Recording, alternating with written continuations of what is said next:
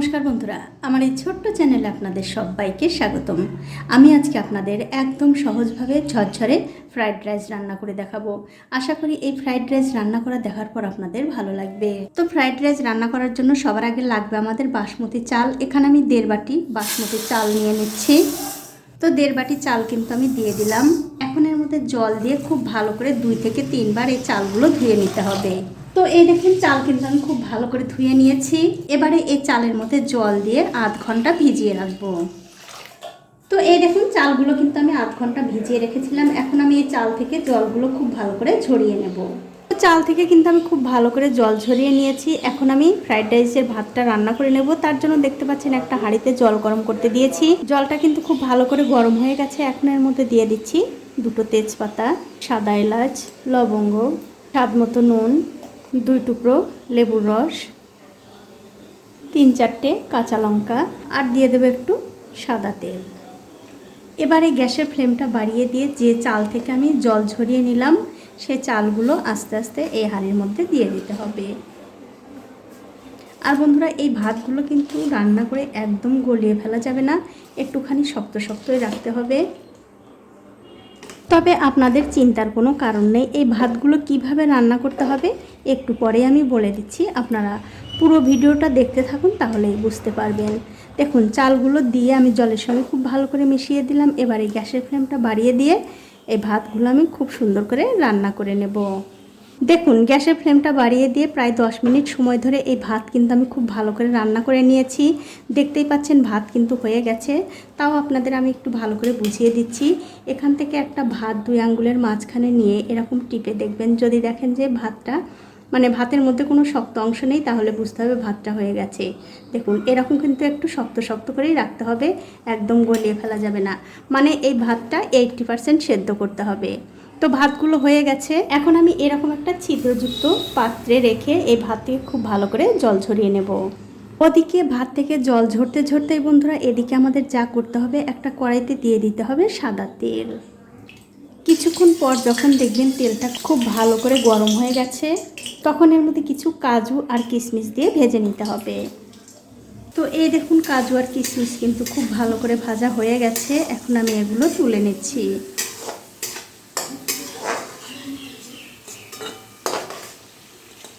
কাজু কিশমিশগুলো তুলে নেবার পর ওই তেলের মধ্যে ভেজে নেব একটু গাজর আর বিনস। তো এই দেখুন বিনস আর গাজর কিন্তু আমি খুব ভালো করে ভেজে নিয়েছি। এগুলো আমি তুলে নিচ্ছি। বিনস আর গাজরগুলো তুলে নেবার পর ওই তেলের মধ্যে দিয়ে দিচ্ছি আমি একটুখানি ঘি। এবারে তেলের সঙ্গে ঘিটা খুব ভালো করে মিশিয়ে দিয়ে এর মধ্যে দিয়ে দিচ্ছি 3টে তেজপাতা আর গোটা গরম মশলা। এখানে আছে দারচিনি, এলাচ আর লবঙ্গ।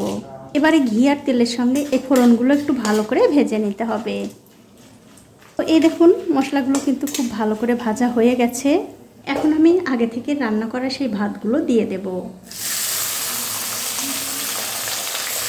সবগুলো ভাত কিন্তু আমি দিয়ে দিয়েছি। এখন আমি এর মধ্যে আগে থেকে ভেজে রাখা কাজু আর কিশমিশ, গাজর আর বিনস দিয়ে দিচ্ছি। তারপর এর মধ্যে দিয়ে দেব স্বাদ মতো নুন আর স্বাদ মতো চিনি। এবারে সব কিছু মিশিয়ে একটু ফ্রাই করে নিতে হবে। আর আমার এই ছোট্ট চ্যানেলটি যারা সাবস্ক্রাইব করেছেন তাদেরকে অনেক ধন্যবাদ। আর যারা সাবস্ক্রাইব করেননি তাদেরকে সাবস্ক্রাইব করে নেওয়ার অনুরোধ রইল। আর বন্ধুরা মেশানোর সময় অবশ্যই কিন্তু একটু সাবধানে খুবই হালকা হাতে মেশাবেন, যাতে এই ভাতগুলো ভেঙে না যায়। আমি কিন্তু আজকে আপনাদের একদম সহজভাবে এই ফ্রাইড রাইস রান্না করে দেখাচ্ছি। আপনারা একদিন হলেও এভাবে ফ্রাইড রাইস বাড়িতে রান্না করে খেয়ে আমাকে কমেন্ট করে জানাতে ভুলবেন না আপনাদের কেমন লাগলো। তো এই দেখুন সব কিছু কিন্তু আমি খুব ভালো করে মিশিয়ে দিয়েছি।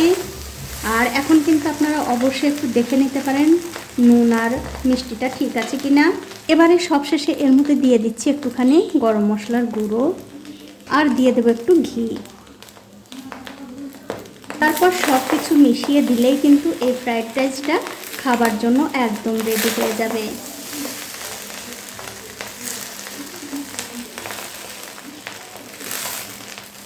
এই দেখুন সব কিছু কিন্তু আমি আবারও খুব ভালো করে মিশিয়ে দিয়েছি। এখন আমি গ্যাসের ফ্লেমটা বন্ধ করে দিয়ে, তো এই দেখুন বন্ধুরা হয়ে গেছে একদম ঝরঝরে ফ্রাইড রাইস রান্না করা। আপনারা কিন্তু অবশ্যই একদিন হলেও এইভাবে ফ্রাইড রাইস রান্না করে খেয়ে আমাকে কমেন্ট করে জানাতে ভুলবেন না কেমন লাগলো।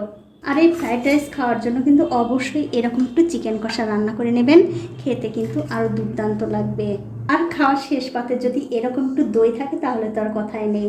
তো বন্ধুরা আজ এই পর্যন্তই, দেখা হবে অন্য কোনো নতুন ভিডিও নিয়ে।